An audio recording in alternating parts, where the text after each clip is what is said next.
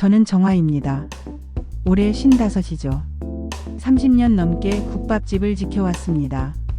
새벽 4시에 일어나 사골을 끓이고 밤 10시까지 손님들을 받았죠. 그런 제가 이렇게 원룸 구석에서 벽을 바라보고 앉아있을 줄 누가 알았겠어요.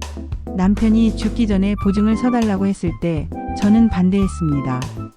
당신 그러면 안 돼. 우리가 30년 동안 읽어놓은 게 다 날아갈 수도 있어. 하지만 남편은 고집을 부렸죠. 정화야, 그 사람은 내 절친이야. 절대 문제없어. 결과는 참담했습니다. 남편이 세상을 떠나자마자 빚쟁이들이 몰려들었죠. 국밥집도 집도 모든 게 하루아침에 사라졌습니다. 저는 그때 처음 알았어요. 믿음이라는 게 얼마나 무서운 칼날이 될 수 있는지 말이죠. 아들 진우에게 전화를 걸었습니다. 진우야, 엄마가 좀 힘들어. 잠깐 도와줄 수 있겠니? 하지만 돌아온 건 차가운 목소리였어요. 엄마, 저도 제 일로 바빠요. 그리고 아버지 일로 많이 상처받았거든요. 당분간 연락 안 했으면 좋겠어요. 그렇게 저는 혼자가 되었습니다. 서울 변두리 월세 30만원짜리 원룸에서 말이죠. 방 크기는 겨우 5평. 작은 냉장고와 전기밥솥이 전부인 공간이었습니다. 매일 새벽 5시에 일어나 일용직 일터로 갔어요. 어떤 날은 전단지 돌리기, 어떤 날은 청소일, 또 어떤 날은 포장 작업이었죠. 하루 8시간 일해서 받는 돈이 5만원. 한 달에 100만원 조금 넘게 벌 수 있었습니다. 저녁에 집에 돌아오면 혼자 밥을 먹었어요. 편의점에서 산 김밥 하나 아니면 라면 한 그릇. 30년 동안 수백 명의 손님들에게 따뜻한 국밥을 끓여주던 제가 이제는 혼자서 찬 김밥을 씹고 있었죠.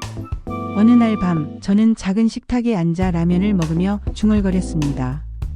이 밥상에 다시 따뜻함이 오긴 할까. 텅 빈 방에서 제 목소리만 메아리 쳤어요. 그때 얼마나 외로웠는지 모릅니다. 통장을 확인했을 때 잔액이 48,000원이었어요. 월세와 생활비를 계산해보니 이대로는 한 달도 버티기 어려웠습니다. 그때 신문 구일란에서 눈에 띄는 광고를 발견했죠. 고액 가정부 모집, 한남동 저택근무, 월급 200만원, 숙식 제공, 경력자 우대, 연락처, 200만원. 제가 지금 버는 돈의 2배였습니다. 하지만 뭔가 의심스러웠어요. 이런 좋은 조건의 일이 쉽게 나올 리 없었거든요. 그래도 저는 전화를 걸었습니다. 선택의 여지가 없었으니까요. 전화를 받은 건 나이든 남성의 차분한 목소리였어요. 안녕하세요. 가정부 일자리 문의드립니다. 아, 그렇습니까? 경력이 어떻게 되시나요? 30년 동안 음식점을 운영했습니다. 요리와 청소 살림은 자신 있어요. 좋습니다. 내일 오후 2시에 한남동으로 와보실 수 있을까요? 주소를 받아 적으며 저는 가슴이 두근거렸습니다. 두려움과 기대가 섞인 복잡한 심정이었죠. 이게 제 인생의 새로운 시작이 될 수 있을까요? 아니면 또 다른 실망이 될까요? 그날 밤 저는 잠을 이루지 못했습니다. 천장을 바라보며 생각했어요. 30년 동안 쌓아온 모든 게 무너진 지금 제게 남은 건 이 낡은 몸과 요리 솜씨뿐이라는 걸 말이죠. 새벽이 되어서야 겨우 잠들었는데 꿈에서 옛날 국밥집이 나타났습니다. 손님들로 가득한 따뜻한 공간, 끓어오르는 사골국 냄새, 그리고 사장님 국밥 하나요? 라고 외치는 정겨운 목소리들이요. 꿈에서 깨어났을 때 베개가 젖어 있었어요. 눈물인지 땀인지 구분이 안 갔습니다. 하지만 한 가지는 확실했어요. 저는 다시 일어서야 한다는 것. 이번엔 절대 무너지지 않겠다는 다짐 말이죠. 한남동 저택 앞에 섰을 때 저는 숨이 막혔습니다. 높은 담장 안으로 보이는 집은 제가 살아온 세상과는 완전히 달랐어요.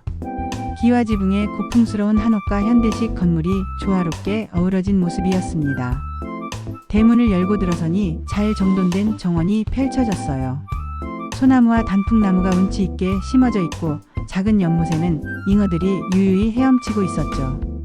제 원룸 열개는 좋게 들어갈 것 같은 넓이였습니다. 현관에서 신발을 벗으며 저는 괜히 위축되었어요. 30년 동안 국밥집에서 일한 제 손이 갑자기 거칠어 보였습니다. 이런 곳에서 일할 자격이 있을까 하는 생각이 들었죠. 들어오세요. 차분하고 품이 있는 목소리가 들렸습니다. 거실로 들어서니 75세 정도로 보이는 남성이 소파에 앉아 계셨어요. 회색 머리가 단정하게 빗어져 있고 깔끔한 회색 정장을 입고 계셨습니다. 한기호입니다. 앉으세요. 정화라고 합니다. 불러주셔서 감사해요. 기호 씨는 저를 찬찬히 살펴보았습니다. 하지만 그 시선이 불편하지는 않았어요. 오히려 따뜻한 느낌이었죠. 30년 동안 음식점을 하셨다고 했는데 어떤 음식을 주로 만드셨나요? 국밥집이었어요. 사골국, 순댓국, 내장탕 같은 거 끓였습니다. 반찬도 직접 담갔고요. 아, 그렇군요. 집밥 같은 음식 말이죠. 기호 씨의 표정이 부드러워졌습니다. 뭔가 그리운 듯한 눈빛이었어요. 일과를 설명받았습니다. 아침 7시에 출근해서 오후 5시에 퇴근. 식사 준비와 간단한 청소, 그리고 빨래 정도였어요. 생각보다 일이 많지 않았습니다. 월급 200만 원에 주말은 쉬고 필요하면 저택 별채에서 지낼 수도 있다고 했죠. 혹시 가족분들은 안 계세요? 혼자 삽니다. 자식도 없고요. 기호 씨의 목소리에 쓸쓸함이 묻어났어요. 저는 왠지 공감이 되었습니다. 혼자라는 게 어떤 기분인지 너무 잘 알았거든요. 점심시간에 첫 요리를 해드렸습니다. 냉장고를 열어보니 좋은 재료들이 가득했어요. 한우, 신선한 채소들, 각종 양념들. 제가 국밥집에서 쓰던 재료보다 훨씬 좋은 것들이었죠. 된장찌개를 끓이고 갈치조림을 했습니다. 시금치나물과 무생채도 만들었어요. 30년 동안 단련된 손놀림으로 1시간 만에 정성 가득한 한상을 차렸습니다. 식사 준비됐습니다.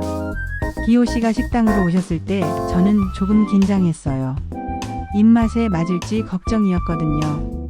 하지만 첫 숟가락을 떠서 드신 후에 표정을 보고 안심했습니다. 정말 맛있습니다. 오랜만에 제대로 된 집밥을 먹네요. 다행이에요. 입맛에 맞으셔서. 어떻게 이렇게 맛을 낼 수 있죠? 된장찌개 국물이 참 깊은 맛이 나는데 30년 동안 같은 맛을 내려고 노력했거든요. 손님들이 또 찾아오시게끔. 식사를 마친 기호 씨는 만족스러워 하셨습니다. 저도 뿌듯했어요. 오랜만에 제 요리를 인정받는 기분이었거든요. 오후에는 간단히 청소를 했습니다. 저택이 크긴 했지만 기호 씨 혼자 사시니 특별히 더러운 곳은 없었어요. 먼지를 닦고 바닥을 쓸고 닦는 정도였죠. 해가 저물어갈 무렵 기호 씨가 저를 거실로 불렀습니다. 퇴근 인사를 드리려고 갔는데 분위기가 조금 달랐어요. 평소보다 진지한 표정이셨거든요. 정화 씨, 앉으세요. 말씀드릴 게 있어서요. 저는 소파 끝에 조심스럽게 앉았습니다. 뭔가 중요한 이야기일 것 같았어요. 오늘 하루 일해보시니 어떠신가요? 아주 좋았어요. 일도 어렵지 않고 무엇보다 요리할 수 있어서 기뻤습니다. 그럼 다행입니다.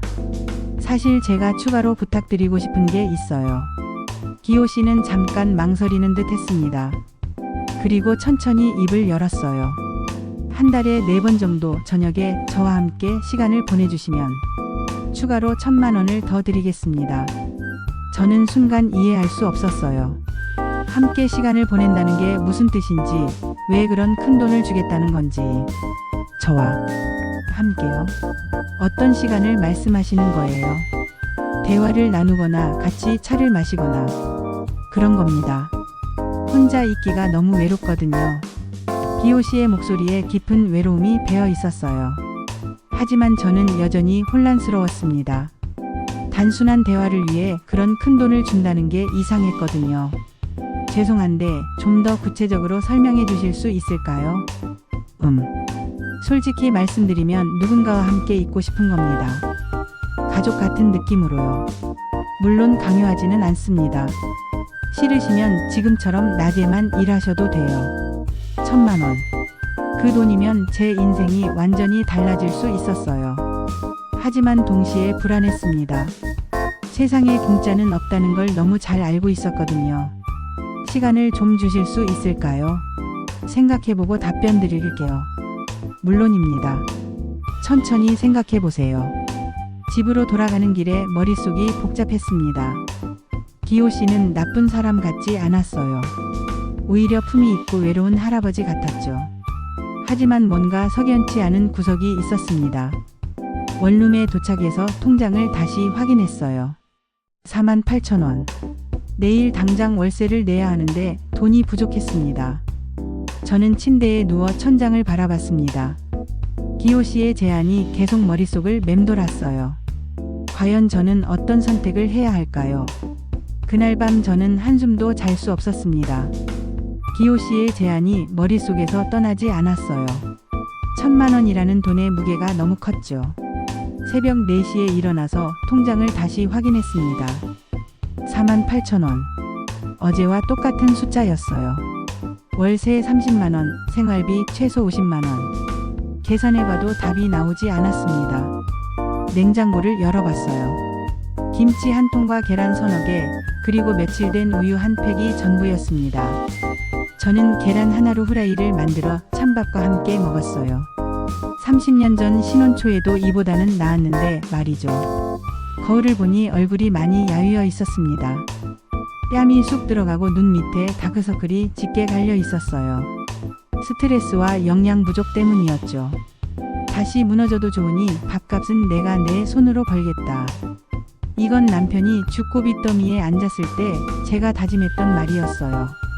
그때는 정말 자존심이 강했죠. 아무한테도 손 벌리지 않고 제 힘으로 살아가겠다고 다짐했었습니다. 하지만 현실은 달랐어요. 하루 8시간씩 일해도 겨우 하루하루 버티는 게 전부였습니다. 미래에 대한 계획은 꿈도 꿀 수 없었죠. 휴대폰을 들여다봤습니다. 아들 진우의 번호가 눈에 들어왔어요. 마지막 통화가 2달 전이었습니다. 그때도 냉정하게 끊어버린 건 진우였죠. 손가락이 전화 버튼 위에서 맴돌았습니다. 전화를 걸어서 사정을 이야기하면 도와줄까요? 아니면 또다시 차가운 말만 들을까요? 결국 전화를 걸지 못했어요. 자존심 때문이었습니다. 아들에게 엄마가 힘들어 도와주라고 말할 용기가 없었죠. 대신 남편 생각이 났습니다. 그이가 빚보증을 서겠다고 했을 때의 모습이 선명하게 떠올랐어요. 정화야, 그냥 도장만 찍어줘. 형식적인 거야. 절대 문제 없어. 당신 안 돼요. 30년 동안 우리가 모은 게 다 날아갈 수도 있어. 아이고 걱정 마. 그 친구가 누군 줄 알아? 중학교 때부터 친한 절친이야. 돈도 많고 인품도 좋은 사람이라고. 결국 저는 도장을 찍었습니다. 남편을 믿었고 사랑했으니까요. 하지만 그게 제 인생 최악의 선택이었죠. 남편이 세상을 떠난 후 그 절친이라는 사람은 어디로 사라졌습니다. 남은 건 사억이라는 빚과 추심원들의 협박뿐이었어요. 제 30년의 노력이 하루아침에 물거품이 되었죠. 이번엔 내가 버티는 거야. 저는 거울 속 제 모습에게 중얼거렸습니다. 이번엔 남편처럼 누군가를 맹목적으로 믿지 않겠다고. 제 판단으로, 제 선택으로 살아가겠다고 다짐했어요. 하지만 기호 씨는 어떨까요? 그분도 남편의 절친처럼 겉모습만 좋은 사람일까요? 아니면 정말 외로워서 그런 제안을 한 걸까요? 점심때가 되어서 편의점 김밥을 사 먹었습니다. 1,500원짜리 참치김밥 하나로 하루를 버티려고 했죠. 그런데 계산대에서 카드가 거절되었어요. 잔액이 부족하다는 메시지였습니다. 부끄러워서 얼굴이 빨개졌어요. 뒤에 줄 서 있던 사람들이 쳐다보는 것 같았습니다. 결국 집에 있던 동전을 모아서 겨우 김밥 하나를 샀죠. 집에 돌아와서 김밥을 먹으며 눈물이 났습니다. 50년 넘게 살아오면서 이렇게 비참한 적이 있었나 싶었어요. 동전으로 김밥을 사 먹는 제 모습이 너무 초라했습니다. 그때 휴대폰이 울렸어요. 기호 씨에게서 온 문자였습니다. 정화 씨, 어제 제안에 대해 더 생각해 보셨나요? 급하지 않으니 천천히 결정하세요. 저는 휴대폰을 붙잡고 한참을 고민했습니다. 자존심을 지킬 것인가, 현실을 택할 것인가. 두 갈래 길 앞에서 저는 갈팡질팡했어요. 문득 옛날 국밥집 시절이 그리웠습니다. 새벽부터 밤까지 일하느라 힘들긴 했지만 그래도 당당했거든요. 손님들이 사장님 국밥 맛있어요 라고 할 때면 뿌듯했죠. 그 시절로 돌아갈 수는 없을까요? 다시 제 가게를 차리고 정정당당하게 돈을 벌 수는 없을까요? 하지만 현실은 냉혹했습니다. 가게를 차리려면 최소 몇천만 원이 필요했어요. 지금의 제가 감당할 수 있는 금액이 아니었죠. 밤이 깊어갈 때까지 잠들지 못했습니다. 침대에서 뒤척이며 온갖 생각이 들었어요. 기호 씨의 제안이 정말 단순한 동반자 관계일까요? 아니면 다른 의도가 있는 걸까요? 하지만 한 가지는 확실했습니다. 이대로는 한 달도 버티기 어렵다는 것. 그리고 다른 선택의 여지가 없다는 것이었죠. 새벽 5시가 되어서야 겨우 잠들었는데 꿈에서 남편이 나타났습니다. 남편은 미안하다는 표정으로 저를 바라보고 있었어요. 정화야, 미안해. 내가 너무 성급했나 보다. 당신 왜 그때 제 말을 안 들었어요? 왜 그 사람을 그렇게 믿었어요? 나도 모르겠어. 우정을 믿었던 것 같은데. 사람 마음은 정말 알 수 없더라. 꿈에서 깬 후 베개가 젖어 있었습니다. 남편에 대한 원망과 그리움이 뒤섞인 복잡한 감정이었어요. 결국 저는 결심했습니다. 기호 씨에게 전화를 걸어야겠다고. 더 이상 망설일 시간이 없었거든요. 다음 날 오전 저는 기호 씨에게 전화를 걸었습니다. 밤새 고민한 끝에 내린 결론이었어요. 기호 씨, 어제 제안해 주신 일 받아들이겠습니다. 정말입니까? 다행이군요. 혹시 궁금한 게 더 있으시면 언제든 물어보세요. 그럼 오늘부터 시작하면 될까요? 좋습니다. 오후 2시쯤 오시면 돼요. 전화를 끊고 나니 가슴이 두근거렸습니다. 설렘과 불안이 뒤섞인 기분이었어요. 과연 제가 잘할 수 있을까 하는 걱정도 들었죠. 오후에 저택에 도착하니 기호 씨가 반갑게 맞아주셨어요. 평소보다 표정이 밝아 보였습니다. 정화 씨, 와주셔서 고맙습니다. 오늘은 어떤 걸 해드릴까요? 평소에 좋아하시는 음식이 뭐예요? 사실 별로 가리는 편은 아니에요. 그냥 집밥 같은 게 좋습니다. 냉장고를 살펴보니 고등어가 있었어요. 싱싱해 보이는 걸 보니 아침에 사오신 것 같았습니다. 된장도 좋은 걸로 준비되어 있었죠. 된장국하고 고등어구이 어떠세요? 아, 그거 좋죠. 정말 오랜만이네요. 저는 정성스럽게 요리를 시작했습니다. 된장국에는 미역과 두부를 넣었어요. 30년 동안 국밥집에서 단련된 솜씨로 깊고 진한 맛을 내려고 노력했죠. 고등어는 소금을 적당히 뿌려서 간을 맞춘 후 팬에 구웠습니다. 껍질이 바삭하게 익도록 신경 써서 뒤집었어요. 상추와 깻잎도 깨끗하게 씻어서 함께 내놓았습니다. 식사 준비됐어요. 기호 씨가 식탁에 앉으시니 저도 맞은편에 앉았습니다. 처음에는 어색했어요. 고용주와 함께 밥을 먹는다는 게 익숙하지 않았거든요. 기호 씨가 첫 숟가락을 떴습니다. 된장국을 한 모금 마시더니 눈을 감으셨어요. 그리고 천천히 고등어 한 점을 드셨죠. 이런 집밥은 정말 오랜만이네요. 기호 씨의 목소리가 떨렸습니다. 그리고 눈시울이 붉어지는 게 보였어요. 저는 깜짝 놀랐습니다. 단순한 집밥에 그렇게 감동하실 줄 몰랐거든요. 맛있어요?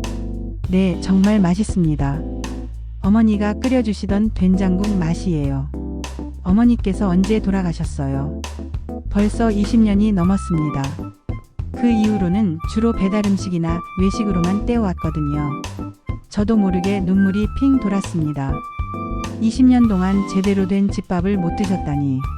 그 마음이 어떨지 충분히 이해할 수 있었어요. 앞으로는 제가 차려드릴게요. 매일 정성스럽게 만들어드릴게요. 고맙습니다. 정말 고마워요. 그때부터 식사 분위기가 한결 편해졌습니다.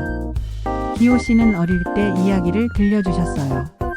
어머니가 새벽마다 일어나 끓여주시던 미역국 이야기, 명절 때마다 온 가족이 모여 먹던 전 이야기들 말이죠. 저도 국밥집 시절 이야기를 했습니다.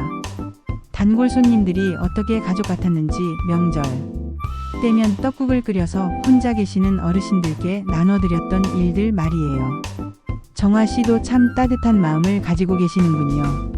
별거 아니에요. 그냥 당연한 일이었죠. 음식은 나눠 먹어야 더 맛있으니까요. 식사를 마친 후 설거지를 하는데 기호 씨가 도와주려고 하셨어요. 저는 깜짝 놀라서 말렸습니다. 아니에요, 제가 할게요. 편히 앉아 계세요. 미안합니다. 혼자 살다 보니 습관이 되어서요. 저는 그 말에서 깊은 외로움을 느꼈어요. 혼자 설거지하고 혼자 밥 먹고 혼자 모든 걸 해결하며 살아오신 20년의 세월이 느껴졌죠. 저녁 시간이 되었습니다. 제가 퇴근하려고 인사를 드리려는데 기호 씨가 말씀하셨어요. 정화 씨, 시간 되시면 저녁도 함께 드실까요? 오늘이 첫날이니까요. 네, 좋아요. 저녁에는 김치찌개를 끓였습니다. 잘 익은 김치와 돼지고기를 넣어서 얼큰하게 끓였어요. 계란 후라이도 부쳐서 올렸죠. 와, 이 냄새 좋네요. 김치찌개는 정말 오랜만이에요. 김치는 직접 담그신 거예요? 아니요, 사온 거예요. 혼자 사니까 김치 담글 일이 없어서요. 그럼 다음에 김치 담가 드릴까요? 제가 30년 동안 담가온 비법이 있거든요. 정말요? 그럼 정말 고맙겠습니다. 저녁을 먹으며 더 많은 이야기를 나눴습니다. 기호 씨는 젊은 시절 사업을 하셨다고 했어요. 건설업으로 성공해서 이 집도 그때 지으셨다고 하더군요. 가족은 정말 안 계세요? 결혼은 했었는데 아내와 딸을 일찍 잃었습니다. 기호 씨의 목소리가 갑자기 작아졌어요. 그 이상은 묻지 못하겠더라고요. 너무 아픈 기억인 것 같았거든요. 대신 저는 제 이야기를 했습니다. 남편을 잃고 모든 걸 잃게 된 과정, 아들과의 관계가 틀어진 일들 말이에요. 힘드셨겠어요. 30년 동안 쌓아온 걸 하루아침에 잃는다는 게 처음엔 정말 원망스러웠어요. 남편도 아들도 세상도. 하지만 이제는 받아들이려고 해요. 어차피 지나간 일이니까요. 대단하십니다. 그런 상황에서도 이렇게 씩씩하게 살아가시니까요. 씩씩한 게 아니라 살아야 하니까 사는 거죠. 포기하고 싶어도 포기할 수 없어서요. 시계를 보니 저녁 9시가 넘었습니다. 퇴근 시간을 훨씬 넘긴 거였어요. 하지만 기호 씨와의 대화가 싫지 않았습니다. 오히려 편안했죠. 시간이 늦었네요. 집에 가봐야겠어요. 아, 벌써 이런 시간이군요. 재미있게 이야기하다 보니 시간 가는 줄 몰랐네요. 저도 그래요. 오랜만에 이렇게 편하게 대화해봤어요. 집으로 돌아가는 길에 마음이 따뜻했습니다. 오늘 하루가 나쁘지 않았어요. 기호 씨도 생각보다 좋은 분이었고 무엇보다 제 요리를 진심으로 좋아해 주셨거든요. 원룸에 도착해서 거울을 봤습니다. 아침에 봤던 것보다 얼굴 표정이 밝아져 있었어요. 오랜만에 누군가와 따뜻한 대화를 나눠서인 것 같았습니다. 침대에 누워서 오늘 하루를 되돌아봤어요. 기호 씨의 눈물, 집밥에 대한 그리움, 혼자 살아온 20년의 외로움. 그분도 저처럼 상처받고 외로운 사람이었던 거죠. 문득 제가 만든 된장국을 드시며 눈물을 흘리시던 모습이 떠올랐습니다. 그때 저도 왜 그렇게 마음이 아팠을까요? 아마 그분의 외로움이 제 외로움과 닮아 있어서였을 거예요. 30년 동안 수많은 손님들에게 따뜻한 음식을 만들어 드렸지만 오늘만큼 보람을 느낀 적은 없었습니다. 단순히 배를 채우는 음식이 아니라 마음을 위로하는 음식을 만들어 드린 기분이었거든요. 그날 밤 저는 오랜만에 편안하게 잠들었습니다. 불안과 걱정 대신 따뜻한 마음으로 말이에요. 내일도 기호 씨를 위해 맛있는 음식을 만들어 드리고 싶다는 생각을 하면서요. 일주일이 지났습니다. 저는 매일 아침 7시에 저택에 가서 기호 씨를 위해 식사를 준비했어요. 아침은 간단하게 미역국과 계란말이, 점심은 제철 나물과 생선구이, 저녁은 조금 더 푸짐하게 차려드렸죠. 기호 씨는 제 요리를 정말 좋아하셨습니다. 매 끼니마다 맛있다는 말을 잊지 않으셨어요. 그럴 때마다 제 마음도 뿌듯했죠. 특히 제가 직접 담근 김치를 내놓았을 때는 정말 좋아하셨어요. 이 김치 정말 맛있네요. 시원하면서도 감칠맛이 나요. 30년 동안 같은 방법으로 담가왔거든요. 비밀은 젓갈을 적당히 섞는 거예요. 역시 전문가는 다르군요. 그런 기호 씨를 보며 저도 행복했습니다. 오랜만에 제 요리 솜씨를 인정받는 기분이었거든요. 어느 날 오후 저는 평소처럼 정원을 정리하고 있었습니다. 가을이라 낙엽이 많이 떨어져서 쓸어모으고 있었죠. 그때 대문이 열리는 소리가 들렸어요. 들어오는 사람을 보니 30대 중반 정도로 보이는 남성이었습니다. 키가 크고 정장을 말끔하게 차려입었어요. 하지만 표정이 별로 좋지 않았죠. 누구세요? 그 남성이 저를 보며 차가운 목소리로 물었습니다. 시선도 위아래로 흘러보는 게 불쾌했어요. 저는 여기서 일하는 정화라고 합니다. 실례지만 누구신지. 일하는 사람이요. 어떤 일을? 가정부 일을 해요. 청소하고 식사 준비하고. 그 남성의 얼굴이 더욱 차가워졌습니다. 뭔가 의심스럽다는 표정이었어요. 삼촌 어디 계세요? 아, 기호 씨 조카분이시구나. 안에 계세요. 저는 그 남성을 거실로 안내했습니다. 기호 씨가 소파에서 책을 읽고 계셨어요. 도연아 왔구나. 삼촌 안녕하세요. 도연이라는 그 남성은 기호 씨께 인사한 후 저를 다시 쳐다봤습니다. 여전히 의심스럽다는 눈빛이었어요. 삼촌 이분이 누구세요? 아, 정화 씨 말이지? 가정부로 일하고 있어. 요리도 잘하고 성실한 분이야. 가정부요? 갑자기 왜 가정부를? 도연의 목소리에 의외라는 느낌이 묻어났어요. 그리고 뭔가 경계하는 듯한 태도였죠. 혼자 사니까 불편해서 말이야. 정화 씨가 와주시니까 정말 편해졌어. 저는 어색해서 물러나려고 했습니다. 가족 간의 대화에 끼어 있는 게 부담스러웠거든요. 그럼 저는 저녁 준비를 할게요. 그래요, 정화 씨. 부엌으로 가면서도 거실에서 들리는 대화 소리가 신경 쓰였어요. 삼촌, 그 사람 언제부터 일하기 시작했어요? 일주일 전부터. 왜? 갑자기 낯선 사람을 집에 들이시면 어떡해요? 요즘 세상이 얼마나 험한데. 도연아, 정화 씨는 좋은 분이야. 걱정할 필요 없어.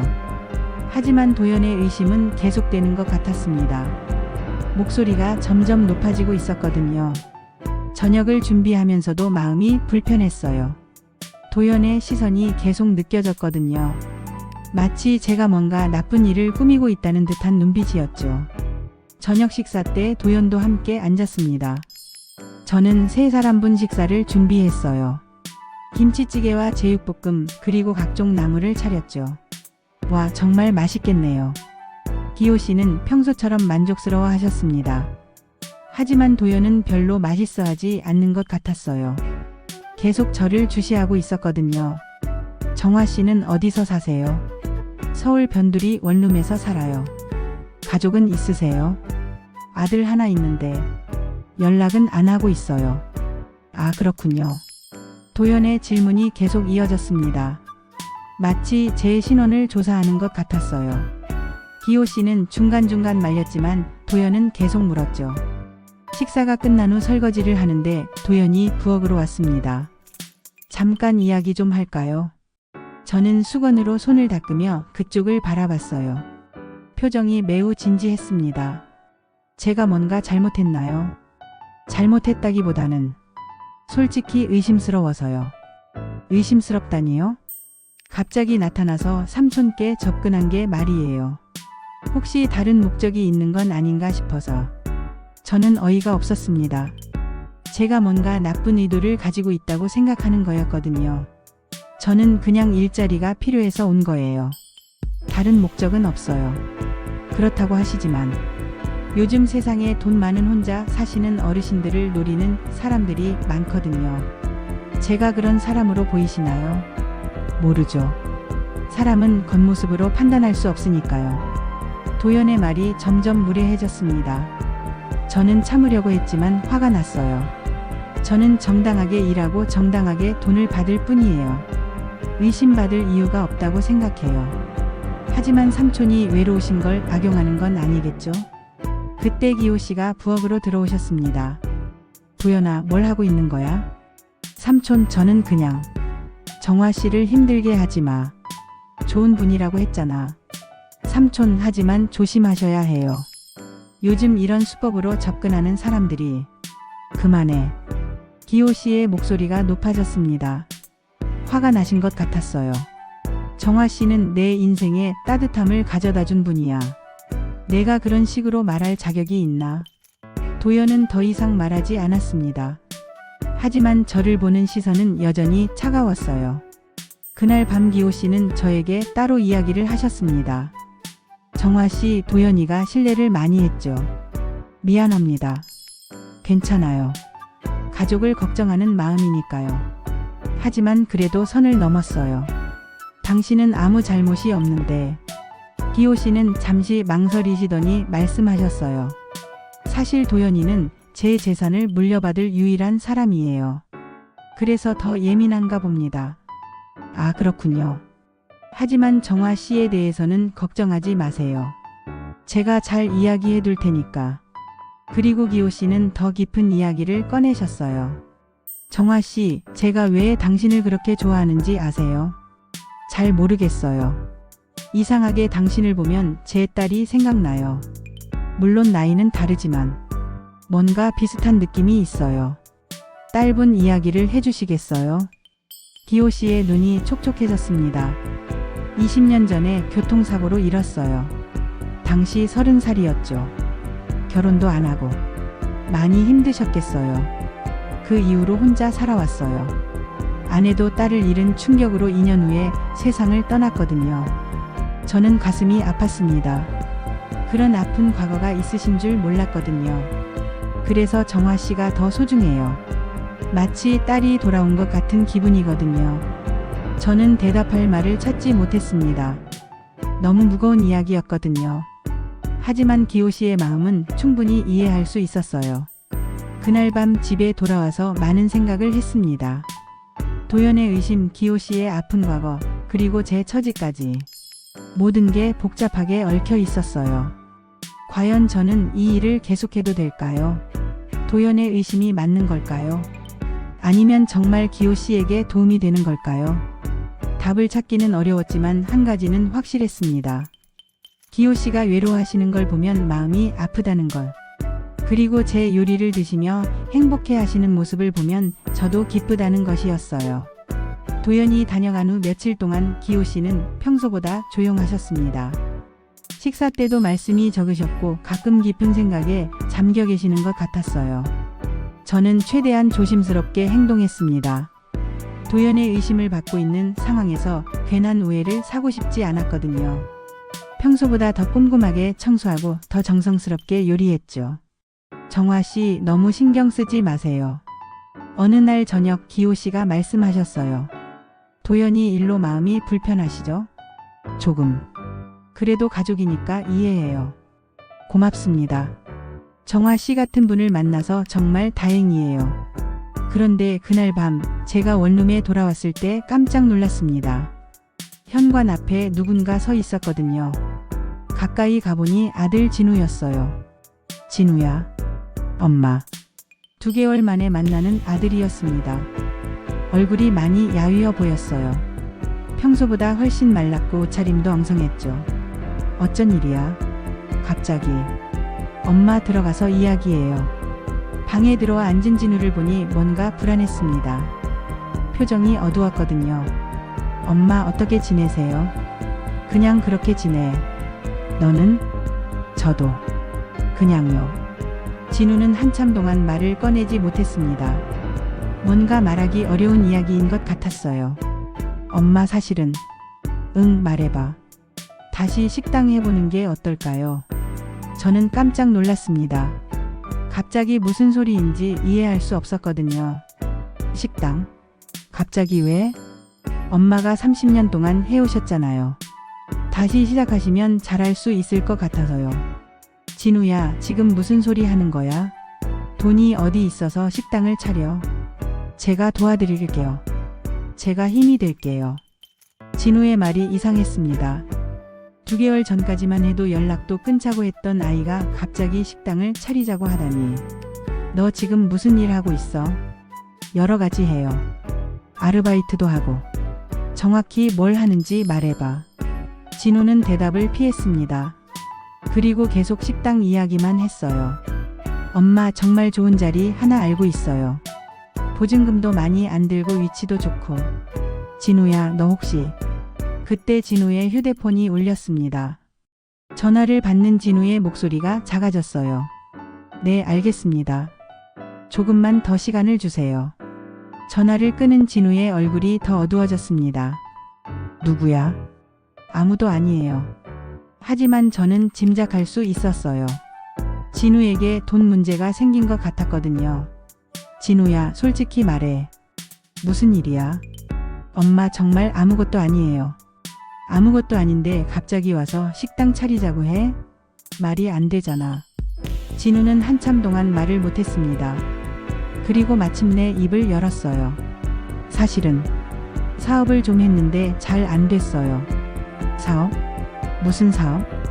친구랑 같이 온라인 쇼핑몰 했는데 망했어요. 얼마나 손해봤는데? 그게 2천만 원 정도. 저는 머리가 띵했습니다.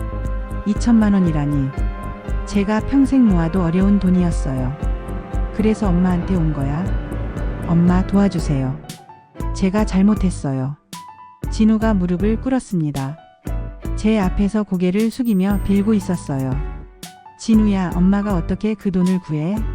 지금 엄마 사정 모르는 거야. 그래서 식당을 다시 차리자는 거예요. 엄마 솜씨면 충분히 성공할 수 있어요. 식당 차리는 돈은 어디서 구하고? 그건 엄마가 좀 구해주세요. 저는 어이가 없었습니다. 돈이 없어서 이 비좁은 원룸에서 하루하루 버티고 있는 제게 2천만 원을 구해달라는 거였어요.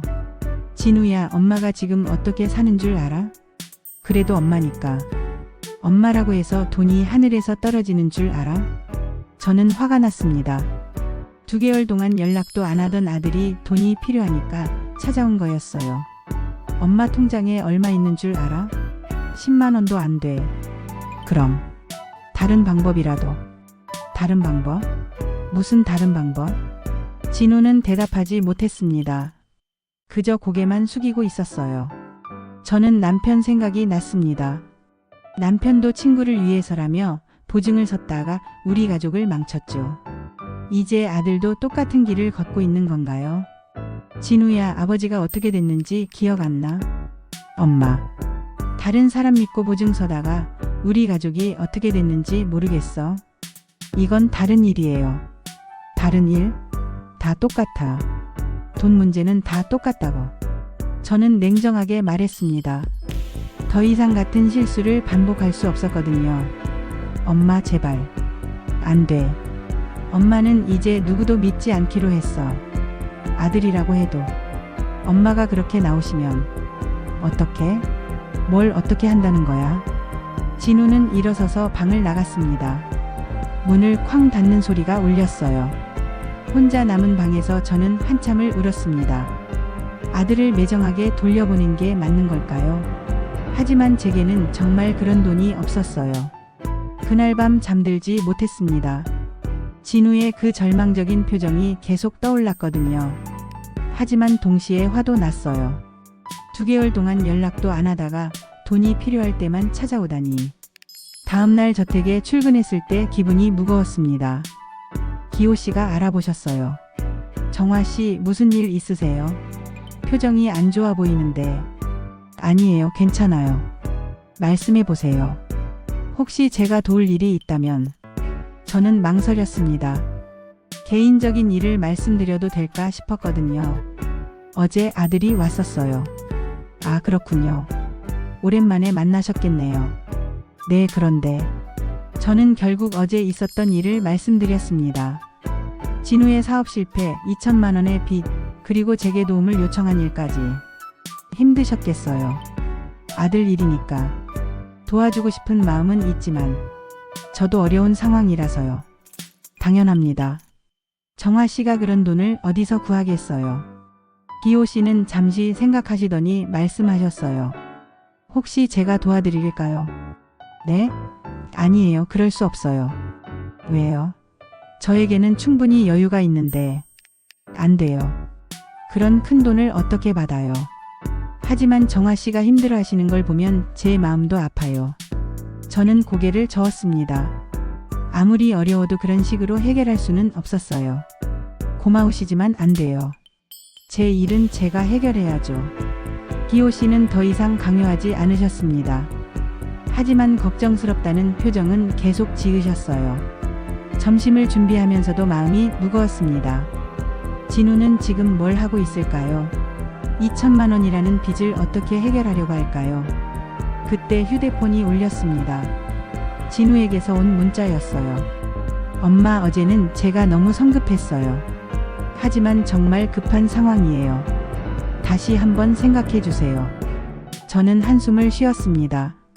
아들의 마음은 이해했지만 현실적으로 불가능한 일이었어요. 오후에 청소를 하다가 기호 씨와 마주쳤습니다. 정화 씨, 아들분과 관계가 원래 어땠어요? 예전에는 좋았어요. 아버지가 살아계실 때까지는. 아버지가 돌아가신 후에 달라진 거군요. 네. 빚 때문에 모든 게 망가진 후로는 저를 원망하는 것 같아요. 왜 정화 씨를 원망해요? 잘못한 게 없는데. 아버지 보증을 막지 못했다고 생각하나 봐요. 그리고 가난해진 것도 제 탓이라고. 기호 씨의 표정이 안타까워졌습니다. 그건 아들분이 잘못 생각하는 거예요. 정화 씨는 피해자인데.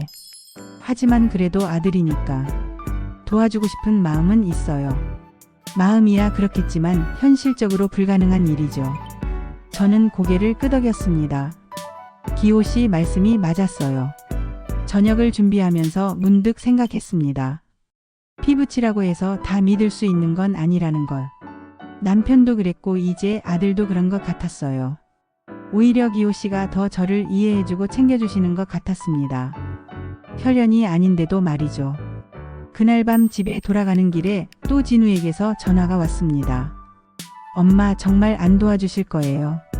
진우야, 엄마가 뭘로 도와줘? 지금 엄마 사정 알잖아.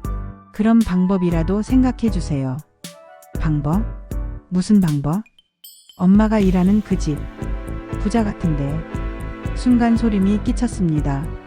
진우가 무슨 생각을 하고 있는 건지 짐작이 갔거든요. 진우야, 너 설마 그냥 좀 빌려달라고 부탁해보세요. 미쳤어? 일한 지 겨우 한 달인데 그런 부탁을 어떻게 해? 엄마를 좋아한다면서요. 그럼 도와줄 수도 있잖아요. 진우야, 그런 소리 하지 마. 일 그만두고 싶어? 엄마, 제발. 저는 전화를 끊어버렸습니다. 아들이 이런 생각을 한다는 게 충격이었어요. 집에 도착해서 거울을 봤습니다. 하루 종일 받은 스트레스 때문에 얼굴이 더 야위어 보였어요. 진우의 말이 계속 머릿속을 맴돌았습니다. 기호 씨를 이용하라는 그 말이 너무 충격적이었거든요. 저는 다시 한번 다짐했습니다. 피부치라고 해서 다 믿을 수 있는 건 아니라는 걸. 때로는 남보다 더 상처를 주기도 한다는 것을 말이에요. 그날 밤 꿈에서 남편이 나타났습니다. 남편은 진우를 데리고 저에게서 멀어져 갔어요. 저는 꿈에서도 울고 있었습니다. 며칠 후 도연이 다시 저택을 찾아왔습니다. 이번에는 혼자가 아니었어요. 정장을 입은 중년 남성 한 명과 함께 왔죠. 삼촌, 안녕하세요. 도연아, 또 왔구나. 그런데 옆에 분은 누구지? 변호사 김 선생님이에요. 삼촌께 드릴 말씀이 있어서 모셔왔어요. 저는 불안한 예감이 들었습니다. 변호사까지 데려온다는 게 심상치 않았거든요. 정화 씨, 부엌에서 차 좀 준비해 주세요. 기호 씨가 말씀하시자 저는 부엌으로 갔습니다. 하지만 거실에서 들리는 대화를 들을 수밖에 없었어요. 한기호 선생님, 저는 변호사 김영수입니다. 네, 반갑습니다. 무슨 일로 오셨나요? 도연 씨의 부탁으로 왔습니다. 선생님의 정신 상태에 대해 상담을 받고 싶어 하셔서요. 정신 상태요? 기호 씨의 목소리가 놀라는 것 같았어요. 최근에 판단력에 문제가 있으신 것 같다고 하시더군요. 무슨 소리입니까? 갑자기 낯선 사람을 집에 들이신다든지 저는 찻잔을 들고 있던 손이 떨렸습니다. 제 이야기를 하고 있는 거였어요. 정화 씨 말입니까? 그분은 제가 필요해서 모신 분인데, 하지만 너무 성급하셨던 것 같습니다. 신원도 제대로 확인하지 않으시고. 도연이 끼어들었습니다. 삼촌, 저는 삼촌이 걱정돼서 그래요. 혹시 그 사람에게 이용당하시는 건 아닌가 해서. 이용당한다니 무슨 말이야? 요즘 혼자 사시는 어르신들을 노리는 사기꾼들이 많다고 해요. 기호 씨의 목소리가 높아졌습니다. 정화 씨가 사기꾼이라는 거야? 확실하지 않으니까 조심하시라는 거예요. 변호사가 다시 말했습니다. 한 선생님, 도연 씨 말씀이 일리가 있습니다. 요즘 이런 수법이 많거든요. 수법이라니요? 먼저 가정부로 들어와서 신뢰를 쌓은 다음에 재산을 노리는 거죠. 저는 더 이상 들을 수 없었습니다. 거실로 나가서 찻잔을 내려놓았어요. 차 준비됐습니다. 세 사람이 저를 쳐다봤습니다. 도연과 변호사의 시선이 특히 차가웠어요. 정화 씨, 잠깐 앉으세요. 기호 씨가 말씀하셨습니다. 아니에요, 일하러 가야 해서. 아니에요, 들어야 할 이야기가 있어요. 어쩔 수 없이 소파 끝에 앉았습니다.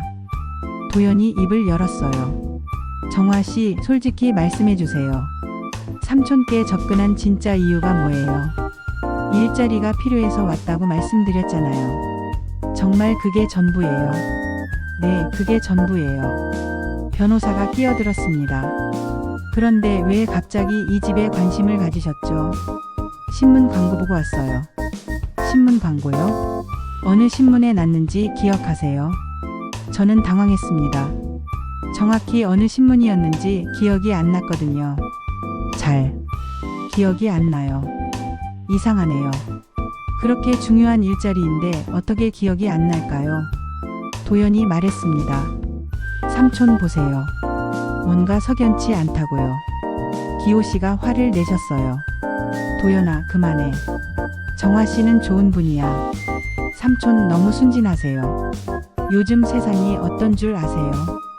변호사가 다시 말했습니다. 한 선생님, 혹시 최근에 유 원장을 수정하실 생각은 없으셨나요? 유 원장요? 갑자기 왜? 그냥 궁금해서요. 나이도 많으시고 건강도 생각하셔야 할 나이니까. 기호 씨는 잠시 생각하시더니 대답하셨어요. 아직 그런 생각은 없습니다. 혹시 정화 씨와 관련해서 뭔가 계획하신 일은 없고요. 무슨 계획을 말하는 거죠? 재산 분배라든지. 기호 씨가 벌떡 일어나셨습니다. 지금 뭘 하고 있는 거야? 정화 씨 앞에서 이런 이야기를. 저도 일어났습니다. 저는 이만 가볼게요. 정화 씨, 앉아 계세요. 하지만 저는 더 이상 그 자리에 있을 수 없었어요. 너무 모욕적이었거든요. 부엌에서 설거지를 하면서도 눈물이 났습니다. 제가 사기꾼 취급을 받고 있다는 게 억울했어요. 한참 후에 도연과 변호사가 돌아갔습니다. 기호 씨가 부엌으로 오셨어요. 정화 씨, 정말 미안합니다. 괜찮아요. 괜찮지 않아요. 너무 무례했어요. 기호 씨는 의자에 앉으시며 깊은 한숨을 쉬셨습니다. 도연이가 왜 저럴까요? 가족을 걱정하는 마음이니까요. 하지만 선을 넘었어요. 당신을 사기꾼 취급하다니. 저는 수건으로 손을 닦으며 말했습니다. 기호 씨, 혹시 제가 그만두는 게 나을까요? 왜요? 이런 일이 계속되면 기호 씨도 힘드실 것 같아서요. 안 돼요. 정화 씨가 없으면 저는 어떻게 살아요? 기호 씨의 목소리에 간절함이 있었어요. 하지만 가족과의 관계가 나빠지면 도연이는 제 조카일 뿐이에요. 정화 씨가 더 소중해요. 그날 밤 기호 씨는 저에게 충격적인 이야기를 하셨습니다. 정화 씨, 사실 저는 유 원장을 바꿀 생각이 있어요. 네? 도연이에게 모든 걸 물려주려고 했는데 오늘 일을 보니 생각이 바뀌었어요. 그런 결정을 성급하게 하시면 안 돼요. 성급한 게 아니에요. 충분히 생각해 본 거예요. 기호 씨는 진지한 표정으로 말씀하셨어요. 도연이는 제 재산만 노리는 것 같아요. 저라는 사람에게는 관심이 없고. 하지만 그래도 가족이잖아요. 가족이라고 해서 다 좋은 건 아니에요. 정화 씨도 아시잖아요. 저는 진호 생각이 났습니다. 며칠 전에 기호 씨를 이용하라고 했던 아들 말이에요. 그럼 어떻게 하실 거예요?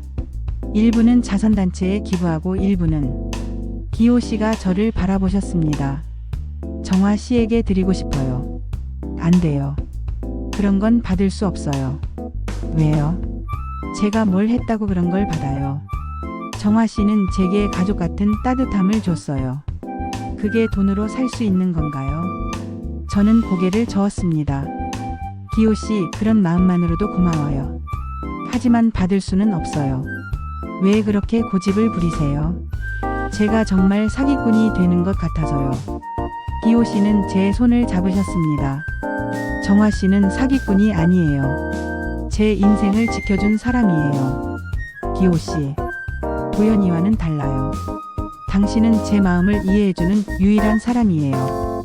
그날 밤 집에 돌아가서 많은 생각을 했습니다. 기호 씨의 제안이 고마웠지만 받을 수는 없었어요. 그렇게 되면 정말 도연의 말대로 사기꾼이 되는 거니까요. 하지만 한편으로는 마음이 아팠습니다. 기호 씨가 가족보다 저를 더 믿어주신다는 게 고마우면서도 슬펐거든요. 며칠 후 도연이 또 찾아왔습니다. 이번에는 혼자였어요. 표정이 매우 심각했죠. 정화 씨, 이야기 좀 해요. 저는 부엌에서 나와 거실로 갔습니다. 삼촌이 유원장을 바꾸셨다는 거 아세요? 네?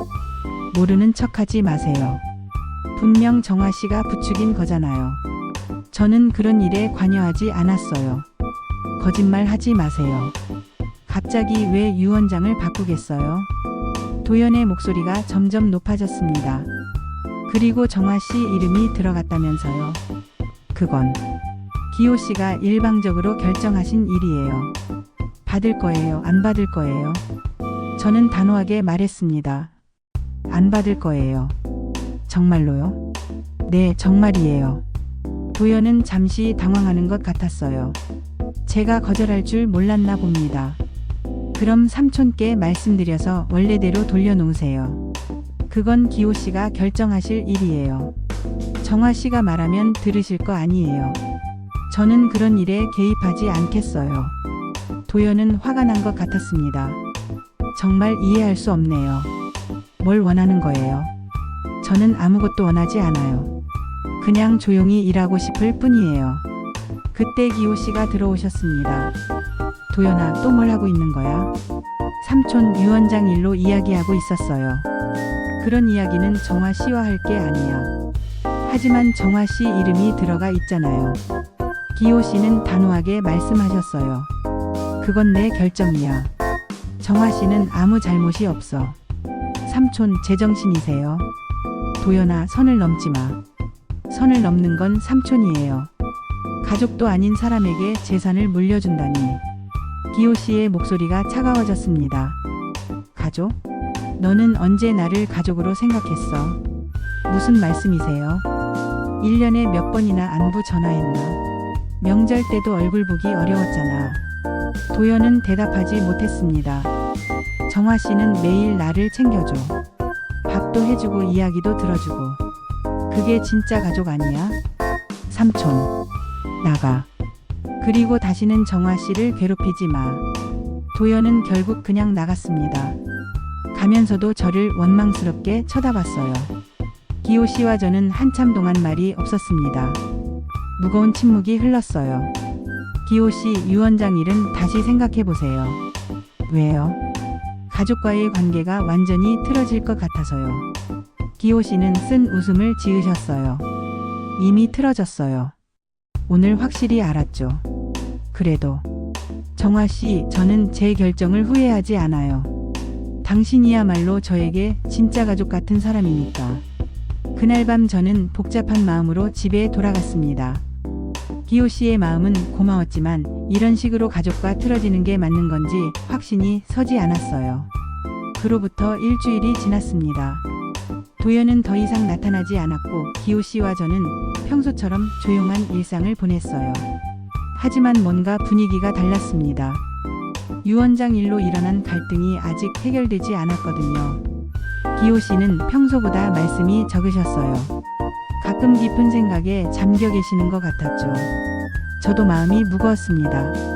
제 때문에 기호 씨가 가족과 틀어진 것 같아서요. 어느 날 저녁 기호 씨가 말씀하셨어요. 정화 씨, 오늘은 특별한 저녁을 준비해 주실 수 있을까요? 특별한 저녁이요? 네, 뭔가 정성스럽고 따뜻한 걸로요. 저는 무슨 특별한 일이 있나 싶었지만 정성껏 준비했습니다. 기호 씨가 좋아하시는 갈비찜을 메인으로 하고 여러 가지 반찬들을 만들었어요. 미역국도 끓이고 김치전도 부쳤죠. 와, 정말 푸짐하네요. 기호 씨가 식탁을 보며 만족스러워 하셨습니다. 특별한 날이라고 하셔서 정성껏 준비했어요. 고맙습니다. 정말 맛있어 보여요. 저희는 마주 앉아 식사를 시작했습니다. 평소보다 더 신경 써서 차린 상이라 그런지 기호 씨도 기분이 좋아 보이셨어요. 정화 씨, 제가 이 집에 혼자 살기 시작한 게 20년 전이에요. 그렇게 오래되셨군요. 아내와 딸을 잃고 나서는 매일이 고통이었어요. 이 넓은 집에서 혼자 밥 먹고 혼자 잠들고. 기호 씨의 목소리가 쓸쓸했습니다. 20년 동안 정말 외로우셨겠어요. 그런데 정화 씨가 와주신 후로는 달라졌어요. 이 집에 생기가 돌기 시작했죠. 저도 여기 와서 많이 위로받았어요. 정말요? 네. 기호 씨와 이야기하고 요리해드리면서 제 마음도 치유받는 느낌이었거든요. 기호 씨는 미소를 지으셨습니다. 그렇다면 정말 다행이에요. 갈비찜을 드시며 기호 씨가 말씀하셨어요. 정화 씨, 저에게 제안이 하나 있어요. 제안이요? 이제는 나와 함께 살아줬으면 합니다. 저는 깜짝 놀랐습니다. 함께 산다고요? 네, 가족으로서 말이에요. 가족이요? 정화 씨가 원한다면 양녀로 입적해도 좋고 아니면 그냥 가족처럼 지내도 좋아요. 저는 숟가락을 내려놓았습니다. 너무 갑작스러운 제안이었어요. 기호 씨, 그런 중요한 일을 이렇게 갑자기. 갑작스럽지 않아요. 한 달 동안 계속 생각해 본 거예요. 하지만 정화 씨, 우리 둘 다 외로운 사람들이잖아요. 서로 의지하며 살면 안 될까요? 저는 잠시 눈을 감았습니다. 머릿속에 여러 가지 생각이 스쳐 지나갔어요. 아들 진우의 얼굴이 떠올랐습니다. 2개월 전에 차갑게 연락을 끊자고 했던 그 모습. 그리고 며칠 전에 돈 때문에 찾아와서는 기호 씨를 이용하라고 했던 모습까지. 남편의 배신도 생각났어요. 30년 동안 함께 일궈온 모든 걸 하루아침에 날려버린 그 순간. 믿었던 사람에게 배신당한 아픔이 다시 살아났죠. 그리고 혼자 원룸에서 찬 김밥을 먹으며 울던 지난 몇 달간의 외로움도 떠올랐습니다.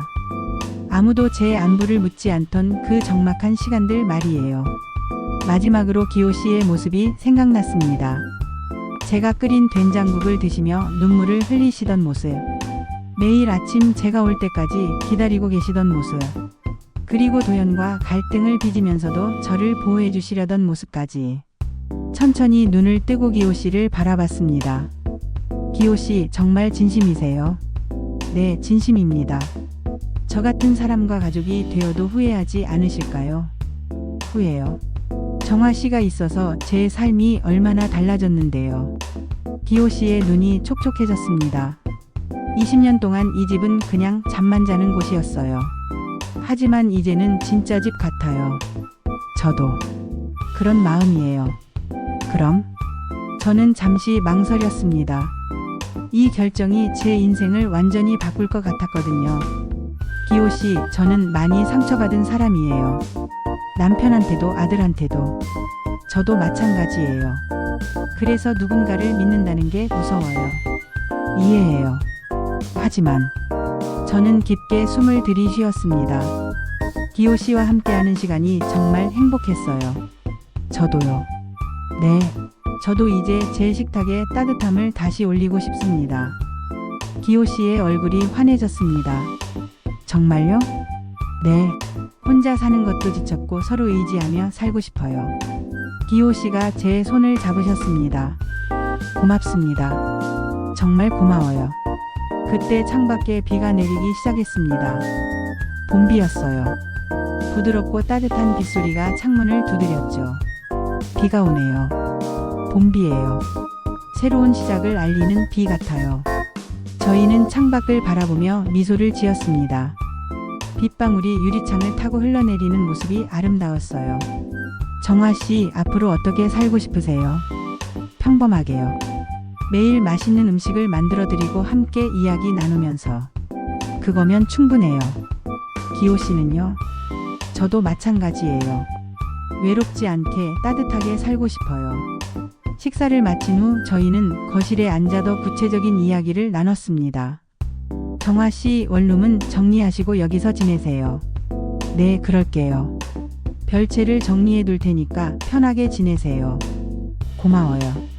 그리고 도연이 문제는 걱정하지 마세요. 제가 잘 해결할 테니까. 혹시 관계가 더 나빠지면 이미 나빠질 대로 나빠졌어요. 이제는 제 선택을 후회하지 않을 거예요. 그날 밤 저는 원룸에 돌아가서 짐을 정리했습니다. 가져갈 것들이 많지 않았어요. 옷가지 몇 벌과 개인적인 물건들 뿐이었죠. 30년 동안 모았던 요리책들도 챙겼습니다. 기호 씨를 위해 더 맛있는 음식을 만들어 드리고 싶었거든요. 마지막으로 남편과 아들의 사진을 들여다봤습니다. 행복했던 시절의 사진들이었어요. 한참을 바라보다가 조심스럽게 가방에 넣었습니다. 아픈 기억이지만 제 인생의 일부였으니까요. 그날 밤 잠들기 전에 진우에게 문자를 보냈습니다. 진우야, 엄마는 새로운 가족을 만났어. 서로 의지하며 살려고 해. 너도 건강하게 잘 살아라. 답장은 오지 않았습니다. 하지만 괜찮았어요. 이제는 제 선택을 후회하지 않겠다고 다짐했거든요. 다음날 아침, 저는 짐을 들고 저택으로 향했습니다. 기호 씨가 대문에서 기다리고 계셨어요. 정화 씨, 어서 오세요. 이제 우리 집이에요. 네, 잘 부탁드려요. 별채는 생각보다 넓고 깔끔했습니다. 침실과 작은 거실, 그리고 화장실이 있었어요. 혼자 지내기에는 충분한 공간이었죠. 마음에 드세요? 네, 정말 좋아요. 필요한 건 있으면 언제든 말씀하세요. 그날부터 저는 기호 씨와 진짜 가족처럼 지냈습니다. 아침에 일어나면 본체로 가서 아침 식사를 준비하고 함께 먹고 하루 종일 이야기를 나눴어요. 저녁에는 더 정성스럽게 요리했습니다. 기호 씨가 좋아하시는 음식들을 하나씩 배워가며 레시피를 늘려갔죠. 정화 씨, 이 갈치조림 정말 맛있어요. 비법이 있거든요. 물을 많이 넣고 오래 끓이는 거예요. 역시 전문가는 달라요. 이런 소소한 대화들이 저에게는 큰 행복이었습니다. 한 달이 지났을 때 도연이 다시 나타났습니다. 이번에는 표정이 많이 달라져 있었어요. 분노보다는 체념에 가까운 모습이었죠. 삼촌, 안녕하세요. 도연아, 왔구나.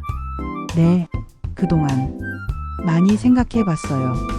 그래? 제가 너무 심했던 것 같아요. 정화 씨께도 죄송하고. 저는 의외였습니다. 도연이 사과할 줄은 몰랐거든요. 괜찮아요.